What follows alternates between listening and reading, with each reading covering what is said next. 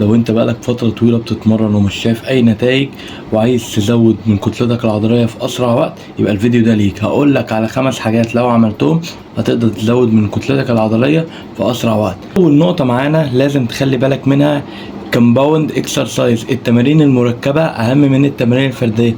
ده معناه ايه؟ يعني تهتم بالتمارين المركبه زي السكوات، زي الديد ليفت، زي البنج بريس، زي الباربل رو. كل التمارين المركبه دي هتساعدك بان انت تحقق احسن نتائج في اقل وقت، علشان بتشغل كميه عضلات كبيره ومختصره للوقت.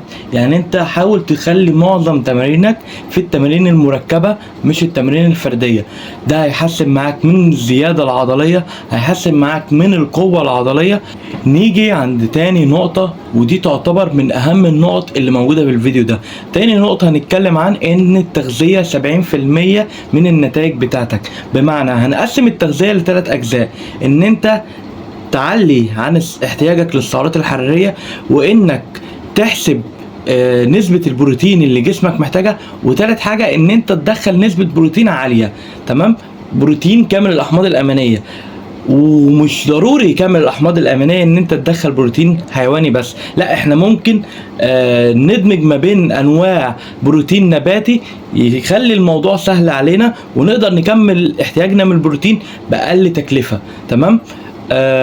هنيجي عند اول نقطه، ان احنا ندخل سعرات حراريه اعلى من اللي جسمك محتاجها. نورمال مثلا انت جسمك محتاج 3000 سعر حراري. تمام؟ هنبدا ندخل 3500. انا ما بحبش عن نفسي اطلع 500، انا بحب اطلع 1000. هنطلع 1000 سعر حراري، يعني هتدخل لي 4000 سعر حراري. طبعا تبقى كلها من اكل نضيف وكارب نضيف، في قيمه وفي فايده، ما يبقاش سعرات حراريه فاضيه، ما يبقاش جانك فود، زيوت مهدرجه وسكر. يبقى اكل نضيف، علشان انت الفكره مش سعرات بس، الفكره ان انت الكارب النضيف هيدخل هيفيدك كصحيا من جوه قبل ما تفكر في العضلات. تمام؟ فانت لما تدخل كارب نضيف ده هيفيدك من جوه كصحه اعضاء، كصحه قلب، كصحه اوعيه دمويه، كصحه كل حاجه هتتاثر معاك لما تبدا تنظف اكلك وتدخل اكل نضيف. مش معنى ان انا بقول لك علي سعرات يبقى انت تدخل اكل مش نضيف. تمام؟ تاني نقطة، ان انت تحسب نسبة البروتين بتاعتك. انت مطلوب منك كلاعب كمال الاجسام او واحد عايز يزيد كتلة عضلية، ان انت تدخل ما بين 2.2 ل1.5 جرام بروتين. تمام؟ طبعا ساعات بتزيد النسبة دي وساعات بتقل امتى؟ لو انت شخص مثلا وزنك 100 كيلو بس انت معظم ال 100 كيلو دول دهون، فانا مش هخليك تدخل 2.2 من وزنك. انت مثلا 100 كيلو دهون، فانا ايه اللي هيخليني اخليك تدخل 250 جرام بروتين ولا تدخل 220 جرام بروتين؟ لكن لو انت واحد 100 كيلو عضلات، هبدأ بقى اعليلك في البروتين، نبدأ ندخل 2، ساعات بيوصلوا 3 جرام بروتين لكل كيلو في جسمك. تمام؟ العملية دي انت بتحسبها ازاي؟ هتمسك ميزانك هتضربه في 2، خلينا في المتوسط هتضربه في 2. يعني انت لو واحد وزنك 100 كيلو هتضربه في 2، ده المتوسط، خلينا في الاتنين المتوسط النورمال لكل الناس.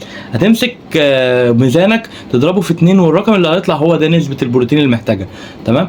عندك البروتين بقى، احسن مصادر البروتين اللي لازم تدخلها صدور الفراخ، البيض، اللحمة، كبدة الفراخ.